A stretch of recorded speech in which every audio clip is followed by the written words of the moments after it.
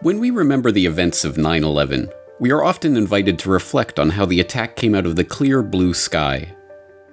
Until the terror began to unfold in real time on everyone's television screen, it was just another beautiful blue sky day, a perfect day for aviation.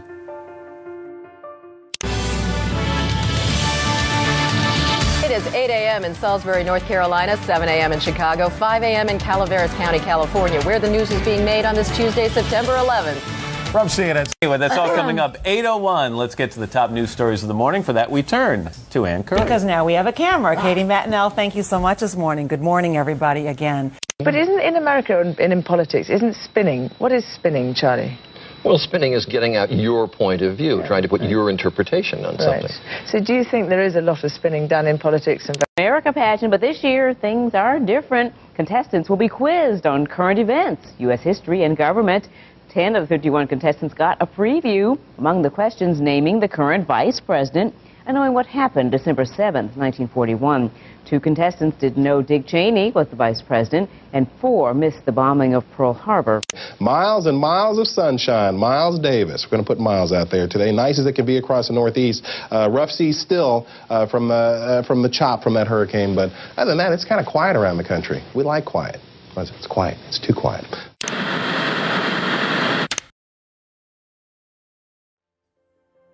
But that was merely the public's impression of the events from ground level.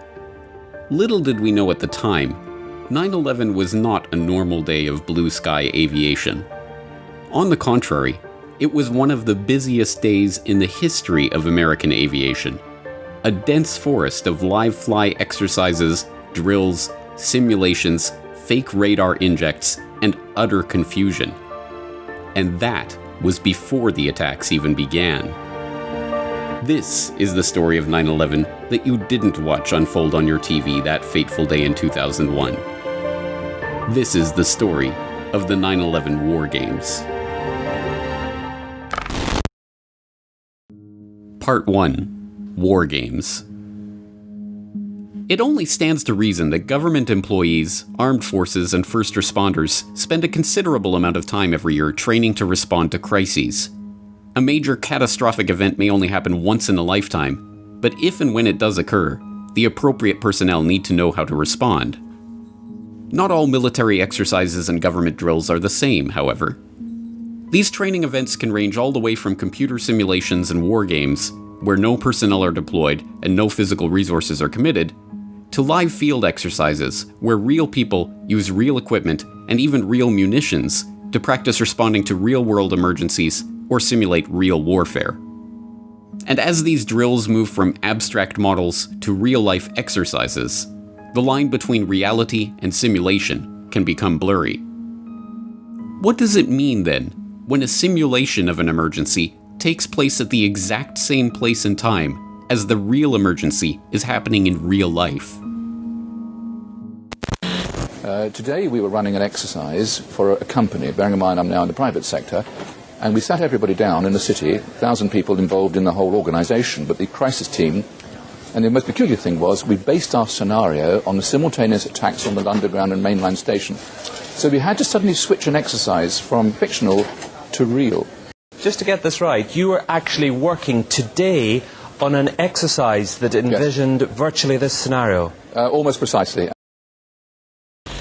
In the hours after the July 7th, 2005 bombings in London, Peter Power gave a series of interviews to various outlets confirming that he had been running an exercise at the exact time of the attack. That exercise envisioned bombs going off at Liverpool Street, King's Cross, and Russell Square at exactly the same time as real bombs were going off at those very locations. At 9:30 this morning, we were actually running an exercise for over a company of 1,000 people in London based on simultaneous bombs going off precisely at the railway stations that happened this morning. So I still have the hairs on the back of my legs standing upright. To get this quite straight, you were running an exercise to see how you would cope with this, and it happened while you were running the exercise? Precisely. What are we to make of this? Is this just a remarkable coincidence? Proof of the keen insight of advisors like Peter Power in correctly predicting the locations and times of likely terror attacks? Or something altogether different? And, If this was set up by some intelligence agency or someone with advanced knowledge of the real attack, what would be the point? Why would they bother to schedule a drill rehearsing the event at the same time as the event itself? Just as there are various kinds of drills, war games, and exercises, so too are there different ways that such simulations could be used to help facilitate an actual event. A drill could be used to distract security services and hinder responses, for example, thus helping an attack to succeed. Or the exercise could act as an alibi in case the plot is discovered before it can take place. Or, in an even more chilling scenario, a war game or training event could be used to recruit patsies who, believing they're only taking part in an exercise, unwittingly move people or equipment into place for a real attack. Yes, I am the king. Numero uno, baby. Find something? Yeah, I wound up in some government think tank's upload directory. Here's your scenarios, ladies. These look like counterterrorism scenarios, war games developed for the Defense Department. What's scenario 12D? Airline terrorism? That doesn't make sense. Your father was murdered over a war game? Download it. Incredibly, the plot of the pilot episode of The Lone Gunman, a spin-off of the popular X-Files television program, aired in March 2001, depicted a scenario in which a group of government insiders piggybacked on a military war game involving a hijacked airplane to remote control a civilian passenger jet into the World Trade Center. What the hell are you doing? Why can't you stay out of this? Leave me buried. What is scenario 12D? We know it's a war game scenario, that it has to do with airline counterterrorism. Why is that important enough to kill for? Because it's no longer a game. If some terrorist group wants to act out this scenario, why target you for assassination? Depends on who your terrorists are. The men who conceived of it in the first place. You're saying our government plans to commit a terrorist act against a domestic airline? There you go. Indicting the entire government as usual. It's a faction. A small faction. For what possible gain? The Cold War's over, John. But with no clear enemy to stockpile against, the arms market's flat. But bring down a fully loaded 727 into the middle of New York City, and you'll find a dozen tin pot dictators all over the world just clamoring to take responsibility and begging to be smart-bombed. But as outlandish as this idea seems to those not immersed in military history or strategy, the idea of a war game going live is not limited to the world of fiction. In fact, it is a real and openly acknowledged secret among military planners that such exercises can be used as an operational cover for a real attack. Reflecting on lessons learned from his tenure as Secretary of Defense under Ronald Reagan, Caspar Weinberger observed that the difference between a realistic exercise or maneuver and what could be preparations for an attack, that line is sometimes quite blurred. And Weinberger should know, it was under his watch that a fictional war game scenario brought the world to the brink of a very real global thermonuclear war. In 1983, at the height of Cold War tensions over the Reagan administration's moves to increase the US nuclear arsenal and his national security directive calling for the ability to win a nuclear war, NATO decided to simulate a first-strike nuclear attack on the Soviet Union in an exercise dubbed Able Archer 83. As recently declassified documents show, the exercise was unprecedented in its scale and scope, even involving a very real radio-silent airlift of 19,000 US troops to Europe. So realistic was the buildup of forces and the preparations for nuclear strikes during these war games that, as we now know from these documents kept hidden from the public for 30 years, Able Archer 83 very nearly caused a real nuclear exchange. But these concerns about war games going live did not end with the breakup of the Soviet Union. On September 10, 2001, the Russian Air Force began a week-long training exercise over the North Atlantic, Pacific, and Arctic Oceans. The exercise simulated a Russian bombing attack in response to NATO aggression. On September 9, 2001, NORAD announced they would be deploying additional fighter aircraft to forward operating locations in Alaska and northern Canada to monitor the exercise and ensure that our air sovereignty is maintained.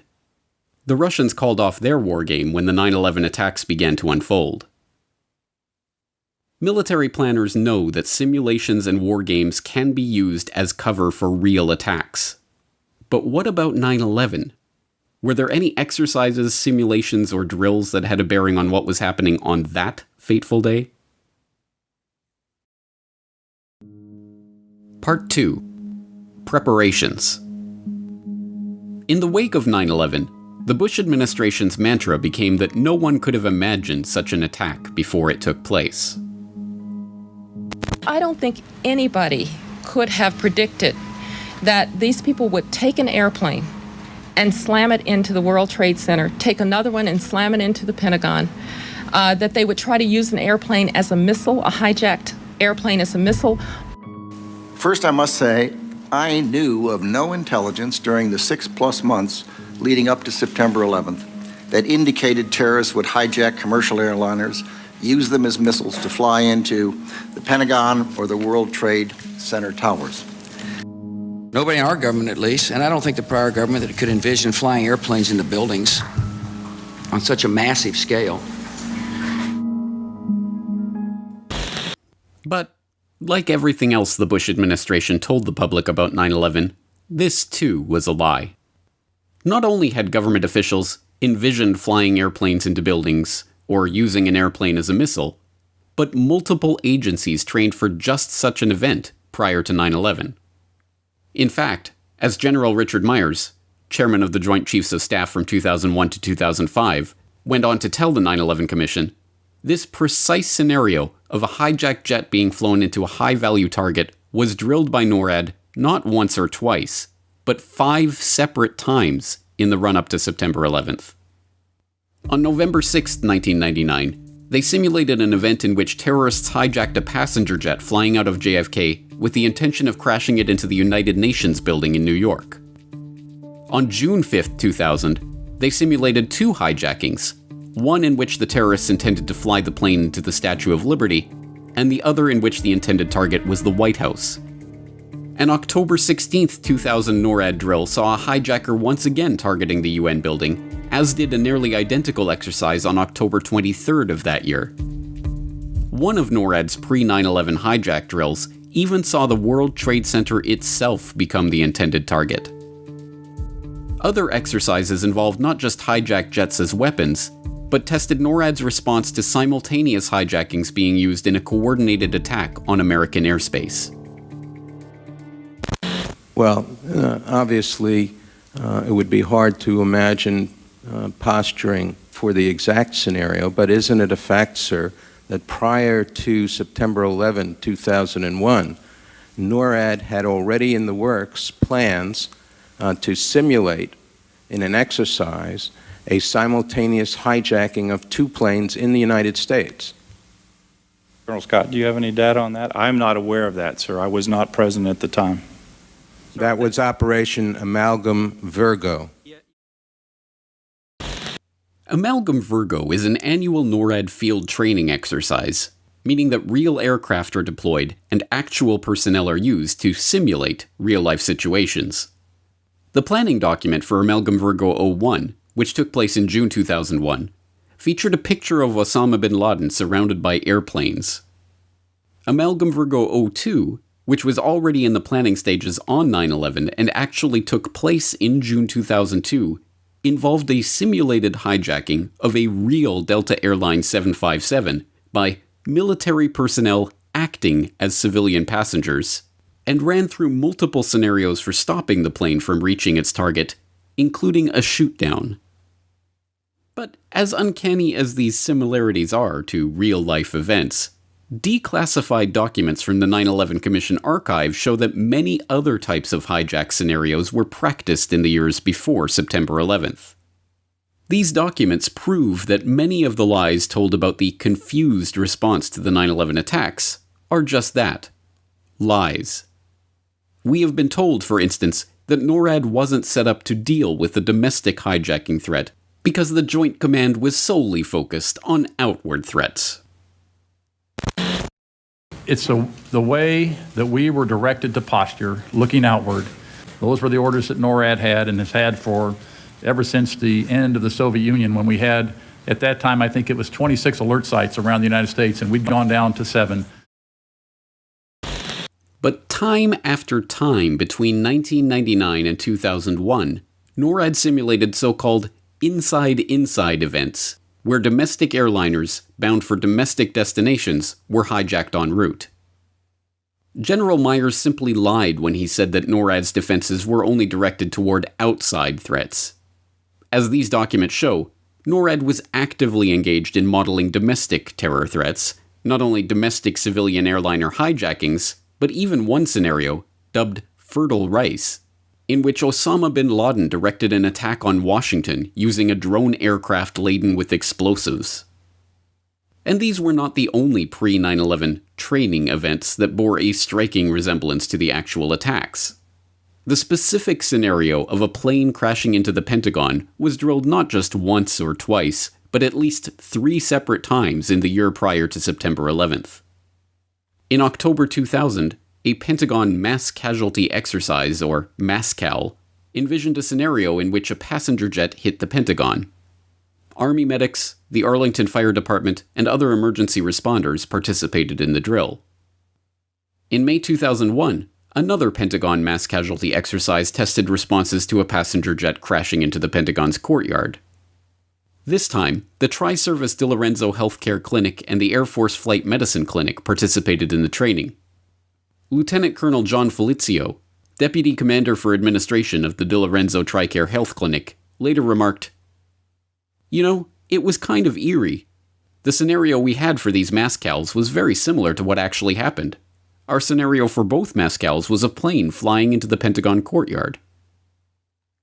Then, in August 2001, just 1 month before 9/11, yet another Pentagon mass casualty exercise practiced building evacuation.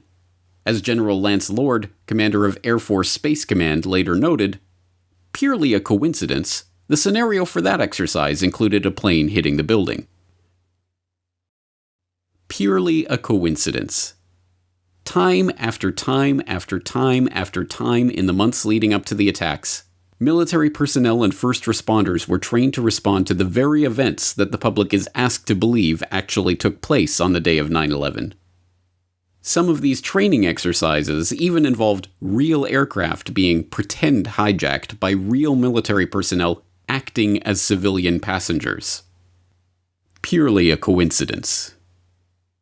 As we can see, the idea that no one could have predicted the attacks of September 11th is not just a lie, but an absurd lie.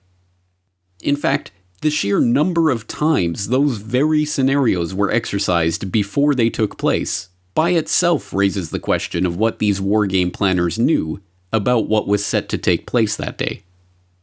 But, as remarkable as all of these drills and exercises are, more remarkable still are the similarities between the events of 9/11 and the wargames that we now know were taking place that very morning. Part 3. Training Day. Tuesday, September 11, 2001, dawns temperate and nearly cloudless in the eastern United States. A perfect day for aviation. Meanwhile, all around the country, military personnel, first responders, and government officials prepare for one of the busiest days of simulated terror in history. In New York City, preparations continue for Operation Tripod, an exercise run by the New York City Office of Emergency Management involving hundreds of personnel from FEMA and other disaster response agencies. The exercise simulates a bioterrorist attack on New York, and on the morning of September 11th, equipment is already in place at Pier 92, just 4 miles northwest of the Twin Towers, to treat the victims of this pretend attack. On September 12th, Pier 92 was going to have a drill. It had hundreds of people here, from FEMA, from the federal government, from the state emergency management office, and they were getting ready for a drill for biochemical attack. So that was going to be the place they were going to have the drill. The equipment was already there. and on the 97th floor of the South Tower of the World Trade Center, a team of technology consultants who have flown in from California for the occasion are running an emergency drill in the offices of Fiduciary Trust. Meanwhile, in Washington, members of the 12th Aviation Battalion, in charge of aviation support for the White House, U.S. government officials, Department of Defense, Department of the Army, and other government agencies, are 2 hours away from their base, participating in their annual weapons training. 12 miles south of the Pentagon, Fort Belvoir begins a garrison control exercise, drilling the base on its response to a simulated terrorist attack. Firefighters at Fort Myer, just 1.5 miles from the Pentagon, are sitting down for an aircraft crash refresher class. Matthew Rosenberg, an Army medic at the DeLorenzo TRICARE Health Clinic, sits down in Corridor 8 of the Pentagon to study a new medical emergency disaster plan based on the unlikely scenario of an airplane crashing into the place. And in Chantilly, Virginia, just 4 miles from the runway of Dulles Airport, the military and CIA personnel who staff the National Reconnaissance Office are beginning an exercise in which a plane crashes into their building. Members of the Joint Special Operations Command, the U.S. military's top counterterrorism unit, are in Hungary preparing for Jackal Cave, a highly classified joint readiness exercise. Fighter pilots deployed to monitor the Russian Air Force's training exercise in the Arctic are readying themselves for a day of maneuvers in Alaska and northern Canada. And at NORAD's Combat Operations Center at the Cheyenne Mountain Complex in Colorado, military commanders are preparing for one of the busiest days of war games and exercises in the history of the United States. Michael Rupert is standing by at his office in Sherman Oaks, California. Michael, thanks for this. What is the reason for the failure of U.S. military jets to show up in a timely fashion on 9/11? Well, the simple fact is, Barry, that they didn't know where to go. The reason that they didn't know where to go was because a number of conflicting and overlapping war game exercises were taking place, one of which, Northern Vigilance, had pulled a significant number of North American fighter aircraft into Canada and Western Alaska and Northern Alaska in a mock Cold War hijack exercise. There was another drill, Vigilant Guardian, which was a hijack exercise, a command post exercise, but it involved the insertion of false radar blips onto radar screens in the Northeast Air Defense Sector. In addition, we have a confirmation, thanks to General Richard Myers, who was acting chairman of the Joint Chiefs, who told Richard Clark, as reported in Clark's book, that there was another exercise, Vigilant Warrior, which was, in fact, according to a NORAD source, a live-fly hijack drill being conducted at the same time. With only 8 available fighter aircraft, and they have to be dispatched in pairs, they were dealing with as many as 22 possible hijacks on the day of 9/11, and they couldn't separate the war game exercises from the actual hijacks. Yes, on the morning of September 11th, 2001, the stage was perfectly set for an unprecedented day of simulated terror throughout the northeastern United States. And then, it all happened for real.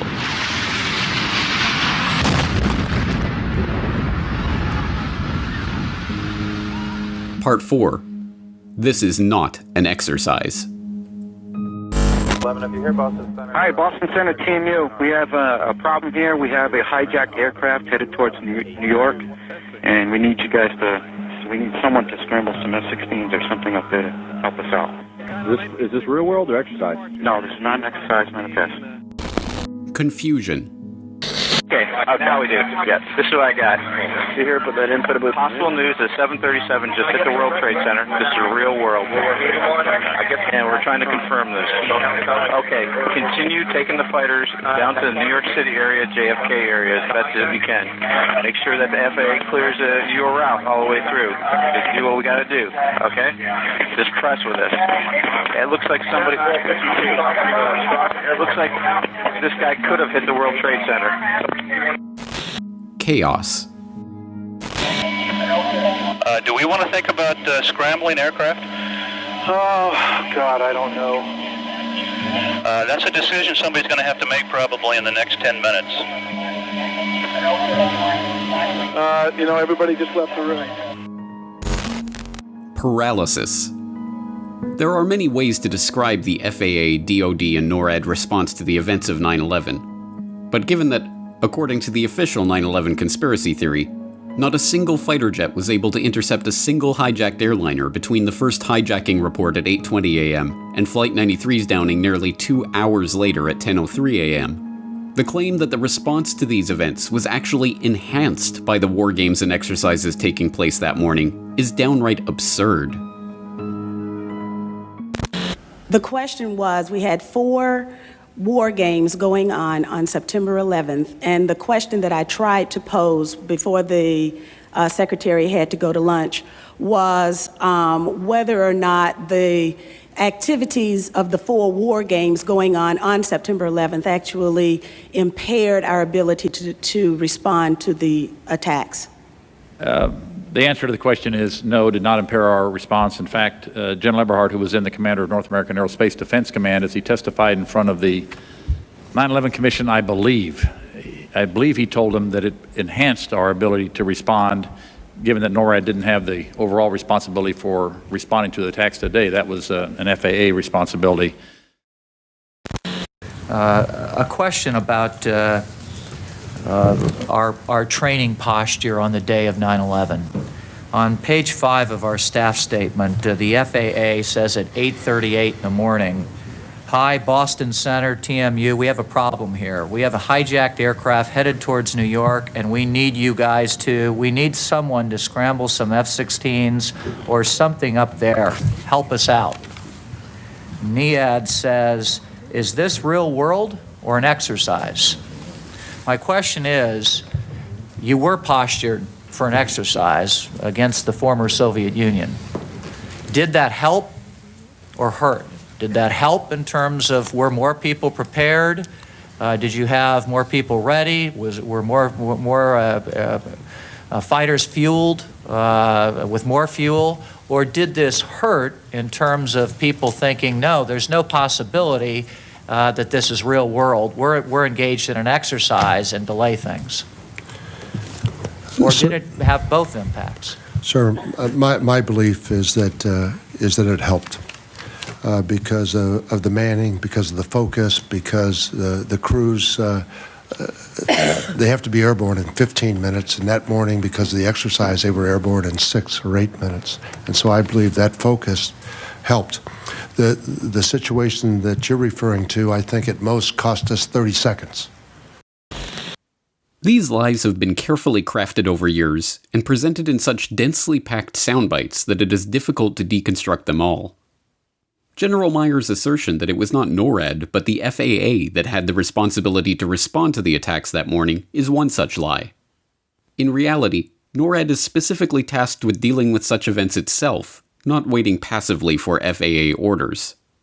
NORAD's own regulations for dealing with hijacked jets specifically state that FAA authorization for interceptor operations is not used for intercept and airborne surveillance of hijacked aircraft within the continental United States. And General Eberhardt's assertion that the confusion over whether the events that were unfolding were real-world events or merely exercises cost us 30 seconds is belied by the actual audio recordings of the FAA and NORAD response that morning. Time and time again throughout the entire morning, air traffic controllers and military operators are forced to clarify that the events being reported are not part of an exercise. Hi, Boston Center, TMU. We have a problem here. We have a hijacked aircraft headed towards New York, and we need you guys we need someone to scramble some F-16s or something up there to help us out. Is this real world or exercise? No, this is not an exercise, not a test. What? What was that? Not real world. Real world hijack. Cool. Real? 1443. Look for it. Right there. Okay. Mode 3. 1443. Last known. No, this is real world. Okay, run high check.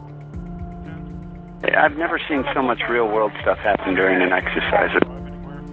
I think we put the exercise on the hold. What do you think?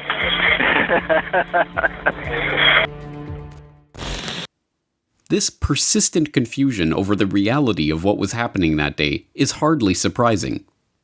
Although the exact details are still shrouded under a cloud of official secrecy, On the morning of 9/11, NORAD was in the middle of a week-long war game that, coincidentally, included simulated hijackings of passenger jets. Vigilant Guardian is an annual command post exercise involving all levels of NORAD command.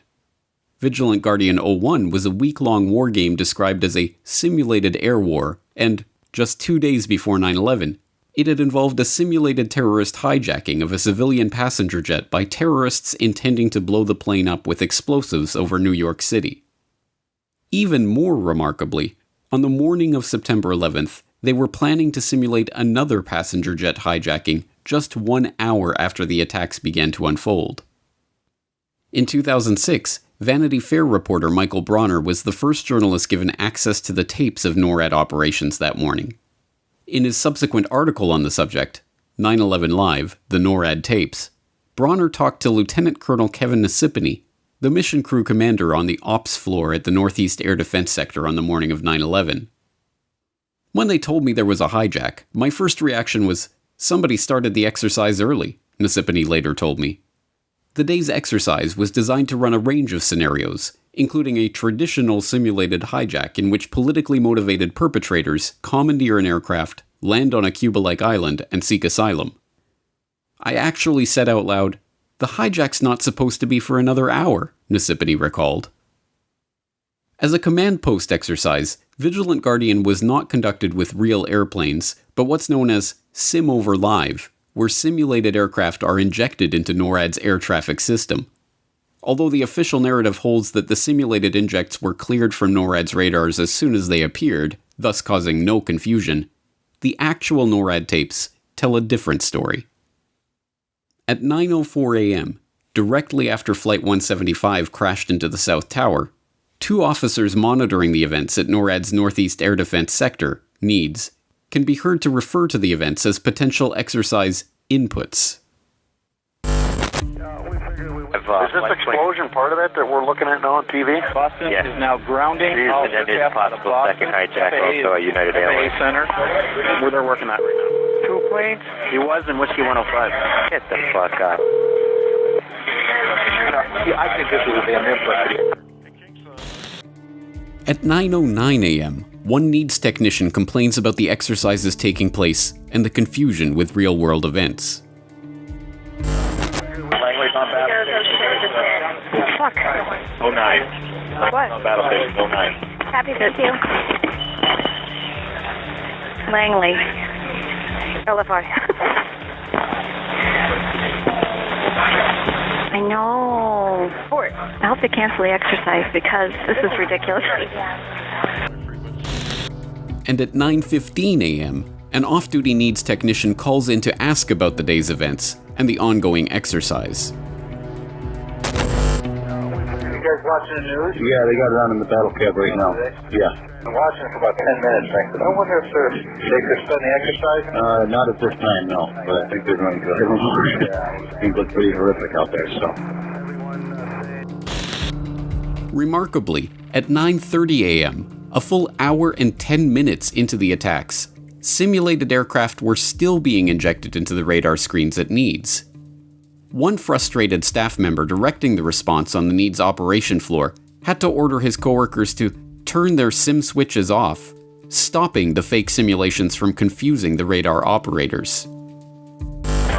You know what? Get rid of this goddamn sim. Turn your switch. Hey, turn the sim switches off. Just get rid of that crap.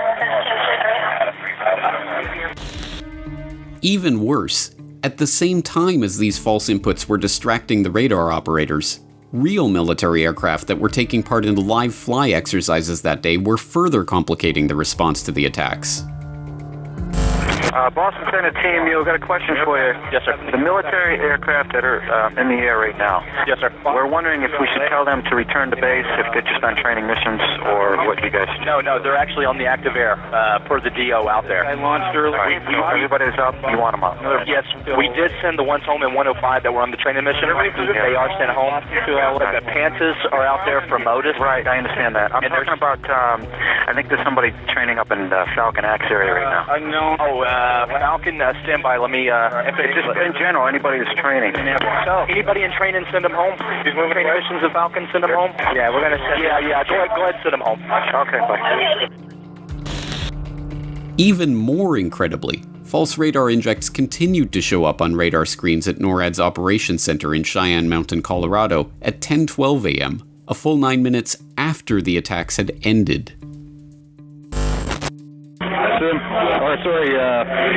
Northeast weapons. Hello, this is Captain Taylor calling from Cheyenne Mountain Test Control. Yes. What we need you to do right now is to terminate all exercise inputs coming into Cheyenne Mountain. Yes, can you call 6180 extension for that, please? 6180? You bet, he'll give you that. I'll do that. Okay, thank you. In the face of this overwhelming documentary evidence that the exercises taking place that morning were a persistent source of distraction that significantly complicated response efforts, the retort of the 9/11 Commission and its proponents that these false radar blips were a minor issue that, at most, cost us 30 seconds, rings exceedingly hollow. But that official story becomes even more implausible when it is learned that air traffic controllers and military personnel were not responding to 4 clearly reported hijacked aircraft, as the public now imagines it, but as many as 29 potential hijackings. We were in the process of launching aircraft all over the country during that time frame. We had multiple aircraft called hijacked all over the country. And in fact, as General Arnold said, we fought many phantoms that day. Now, we got many aircraft calls inbound that morning that turned out to be phantoms. These false reports included United Airlines Flight 177, which was inexplicably reported as hijacked at 9:25 a.m., despite still being on the ground at Boston's Logan International Airport. Delta 1989, a 767 flying from Boston to Los Angeles that was repeatedly identified as suspicious on the morning of 9/11 and ordered to land at a secure, remote area of Cleveland Hopkins Airport, where the pilot signaled all clear to the SWAT team outside the plane with blood running down his face. Continental Airlines Flight 321, which had inexplicably squawked the hijack code from the plane's transponder 3 times before being safely brought down in Peoria. KAL-85, en route from Seoul, South Korea to New York, which inexplicably sent 5 separate and ongoing indicators of a hijacking situation before being intercepted by NORAD fighters over Alaska and directed to land at Whitehorse in northern Canada or be shot down. And literally dozens of other suspicious aircraft, inexplicable hijack indicators, false reports of planes that never existed, and other bizarre incidents, some of which have still never been explained to the public to this day. But the most baffling of all of these reports involved American Airlines Flight 11, the Boeing 767 en route from Boston to Los Angeles that, according to the official government conspiracy theory, was hijacked by Mohammed Atta and flown into the North Tower of the World Trade Center. Incredibly, air traffic controllers and military fighter jets spent much of the crucial time in the midst of the 9/11 attacks dealing with a completely false report that Flight 11 had not crashed into the World Trade Center at all, but was instead still airborne and heading towards Washington. Scoggins Military, Boston Center. Just had a report that American 11 is still in the air and it's on its way heading towards Washington. Okay, American 11 is still in the air? On its way towards Washington? It was evidently another aircraft that hit the tower. That's the latest report we have. Okay. I'm going to try to confirm an ID for you, but I would assume he's somewhere over either New Jersey or somewhere further south. Okay, so American 11 isn't the hijack at all then, right? No, he is a hijack. American 11 is a hijack? Yes. And he's going into Washington? Could be a third aircraft. This completely false report, phoned in by FAA military operations specialist Colin Scoggins, further confused the already overwhelmed NEADS technicians. In response, NEADS mission crew commander Kevin Nasipany scrambled some of the only fighters in the entire defense sector to chase after this phantom flight. Okay, American Airlines is still airborne. 11, the first guy, he's heading towards Washington. Okay, I think we need to scramble Langley right now, and I'm gonna take the fighters from Otis and try to chase this guy down if I can find him. So confusing was this series of events that even years later at the 9/11 Commission hearings, both commissioners and military commanders struggled to even communicate about the problem itself, let alone determine how such a false report persisted for so long. Commissioner Gorelick? A couple of follow-up questions. First, for General Arnold. You testified before us before that the jets were scrambled in response to Flight 93, not American 11. And when you were asked about... I was wrong. Yeah, but the question about that is, and I want to be fair to you and give you an opportunity to respond, you said that the reason that you were wrong is that you hadn't had an opportunity to listen to the tapes, or the tapes were not accessible. But, I mean, we have, I'm just holding 4 of them, different headquarters and CONAR logs that are clearly reflect that the scrambling was done in response to this phantom American 11, which didn't exist anymore. And it was your responsibility, as I recall, to do the after-action report, or to lead it, or to be in part responsible for it. Did you not look at the logs in that process? Well, you referred to an after-action report that we didn't do. I mean, I don't recall doing an after-action report. Why did no one mention the false report received from FAA that Flight 11 was heading south during your initial appearance before the 9/11 Commission back in May of last year? And why was there no report to us that, contrary to the statements made at the time, that there had been no notification to NORAD that Flight 77 was a hijack? Well, the first part of your question, Mr. Commissioner, first of all, I'd like to say that a lot of the information that you have found out in your study of the 911, things that happened on that day, helped us reconstruct what was going on. If you're talking about the American 11 in particular, the call of the American 11, is that what you're referring to? Yes. The American 11 that was called after it impacted, is that what you're referring to? No. I'm talking about the fact that there was miscommunication, that Flight 11 was still heading south instead of having impacted. That's what I'm referring to. That's correct. General, is it not a fact that the failure to call our attention to the miscommunication and the notion of a phantom Flight 11 continuing from New York City south, in fact, skewed the whole reporting of 9/11? It skewed the official Air Force report, which is contained in a book called Air War Over America, which does not contain any information about the fact that you were following or thinking of a continuation of Flight 11, and that you had not received notification that Flight 77 had been hijacked. As I recall, first of all, I didn't know the call signs of the airplanes when these things happened. When the call came that American 11 was possible hijacked aircraft, that aircraft just led me to come to the conclusion that there were other aircraft in the system that were a threat to the United States. In their testimony and in other public statements, NORAD officials also stated that the Langley fighters were scrambled to respond to the notifications about American 77 and/or United 93. These statements were incorrect as well. The report of American 11 heading south as the cause of the Langley scramble is reflected not just in taped conversations at NEADS, but in taped conversations in FAA centers, on chat logs compiled at NEADS, Continental Region Headquarters and NORAD, and in other records. Yet, this response to a phantom aircraft, American 11, is not recounted in a single public timeline or statement issued by FAA or DoD. Instead, since 9/11, the scramble of the Langley fighters has been described as a response to the reported hijacking of American 77 or United 93 or some combination of the two.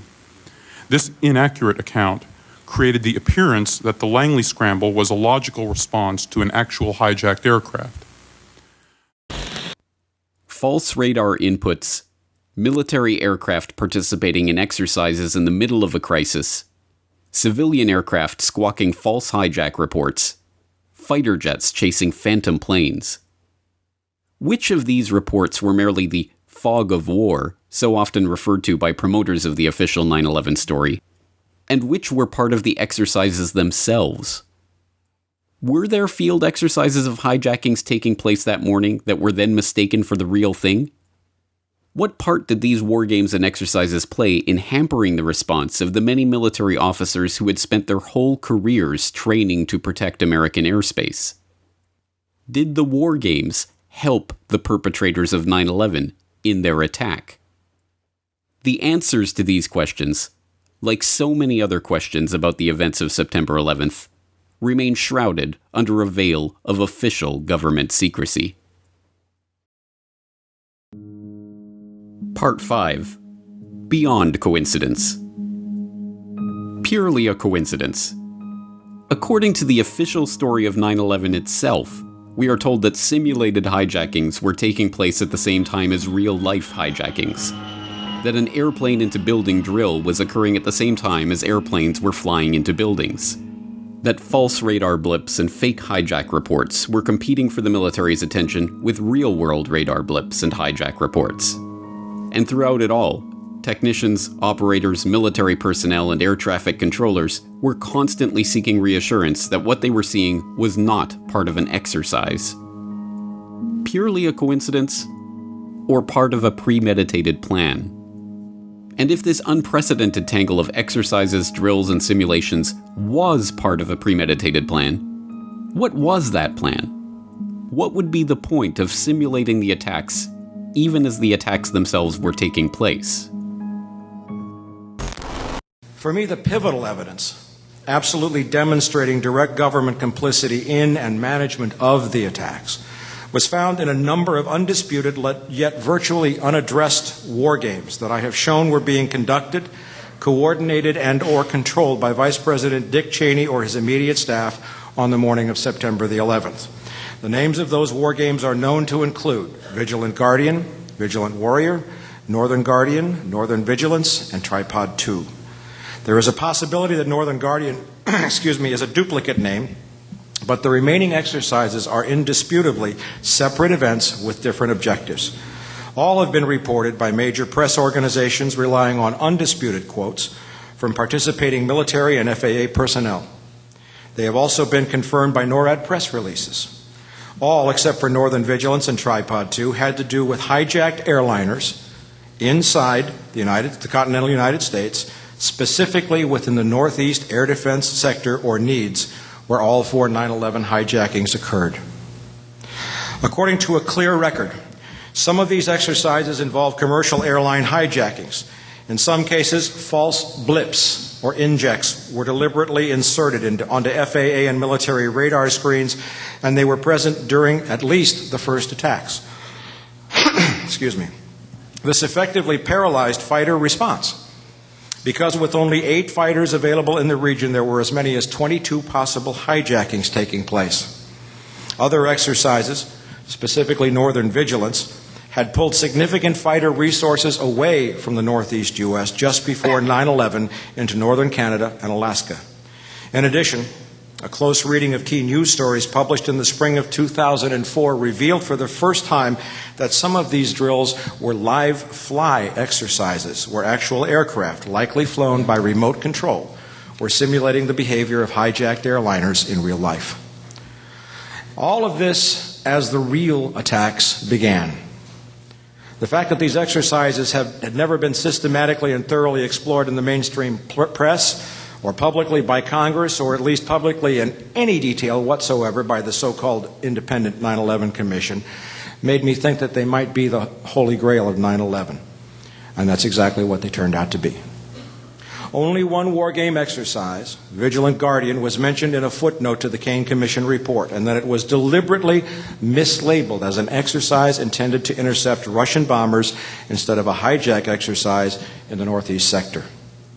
Even then, a deliberate lie was told to the American people as NORAD Commander General Ralph Eberhart testified to the Commission that the exercise actually expedited U.S. Air Force response during the attacks. Before the Commission's final hearing, I undertook a direct investigation in an attempt to learn more details about each of the exercises and specifically who was controlling them or had planned them to take place on September the 11th. For it's abundantly clear, based upon the record of statements made by the U.S. Air Force and FAA personnel, that the games had effectively paralyzed fighter response during the attacks. The exercises taking place on 9/11 could only be to the benefit of the attackers. No stand-down order would have kept any dedicated fighter pilot worth his salt grounded during the only attack on his country's airspace in his lifetime. But if those fighter pilots and their commanders had no idea what was real and what was fake, what was an actual threat and what was just a phantom blip, then their response could be effectively contained. And it was. The utter failure of the air response that morning is proof of that. But if the simulations and war games on the morning of 9/11 were part of a premeditated plan on the part of the attackers, then the obvious question is, who were the attackers? Are we to believe that the dastardly Al-Qaeda masterminds not only perpetrated the simultaneous hijacking of 4 civilian airliners, turning off the plane's transponders and putting them through a series of maneuvers that even advanced pilots could not replicate to hit their targets with pinpoint accuracy, but also penetrated the command structure of the US military and NORAD itself to direct the planning and scheduling of simultaneous war games, mirroring their own plot to confuse the air response to the attacks? Because if that sounds like outlandish comic book fantasy, then there is only one other possible conclusion: that members of the National Command Authority, the US military, and NORAD, in a position to plan and schedule such exercises, were the attackers themselves. What the hell are you doing? Why can't you stay out of this? Leave me buried. What is Scenario 12D? We know it's a war game scenario, that it has to do with airline counterterrorism. Why is that important enough to kill for? Because it's no longer a game. But if some terrorist group wants to act out this scenario, why target you for assassination? Depends on who your terrorists are. The men who conceived of it in the first place. You're saying our government plans to commit a terrorist act against a domestic airline? There you go. Indicting the entire government as usual. It's a faction. A small faction. For what possible gain? The Cold War's over, John. But with no clear enemy to stockpile against, the arms market's flat. But bring down a fully loaded 727 into the middle of New York City, and you'll find a dozen tin-pot dictators all over the world just clamoring to take responsibility and begging to be smart-bombed. But that's just fiction. And the fact that it all happened in real life a few months later is just another pure coincidence. The truth of what happened that morning would be remarkably easy to come to if those involved in the planning and execution of the day's training events were to open the records and allow independent examination of the precise situations that were being trained that day. How those scenarios were arrived at, who planned them, who was in charge of them, what radar injects and false reports and live fly simulations were taking place, how these exercise inputs were relayed to technicians and air traffic controllers, and what steps were taken at what times to allow those events to continue even as the attacks they were supposed to be simulating were actually happening in real life. But we shouldn't expect the guilty parties to indict themselves, and so it is no surprise at all that the official government investigation into 9/11 studiously avoided facing any of these issues head-on. So leave Commissioner Ask Gorelick. about the war games that were planned for 9/11. Commissioner Gorelick. Tell us about the 9/11 war games. Could you please be quiet? We have only a few minutes with General Myers, and I'd like to ask a question. General Myers, I'm sorry. I would ask, please, people in the audience to be quiet if you want to stay here. So what does it mean when a simulation of a catastrophic and catalyzing event takes place at the exact same place and time as that event is happening in real life? This is one of the many crucial questions of 9/11 that have been swept under the rug over the past 17 years. But it is not a rhetorical question. It is a very real question with a very real answer. And until that question is answered, we will never find justice for the victims of 9/11.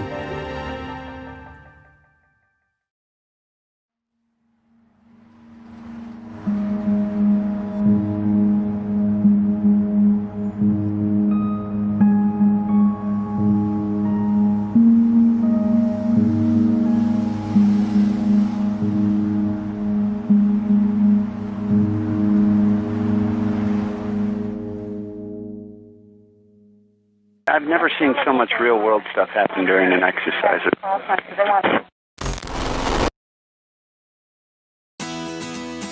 The Corbett Report is brought to you by the Corbett Report subscriber, a weekly newsletter featuring James Corbett's International Forecaster editorial, recommended reading and viewing, discounts on Corbett Report DVDs, and once a month, a subscriber-only video. Sign up today to start receiving your copy at corbettreport.com/support.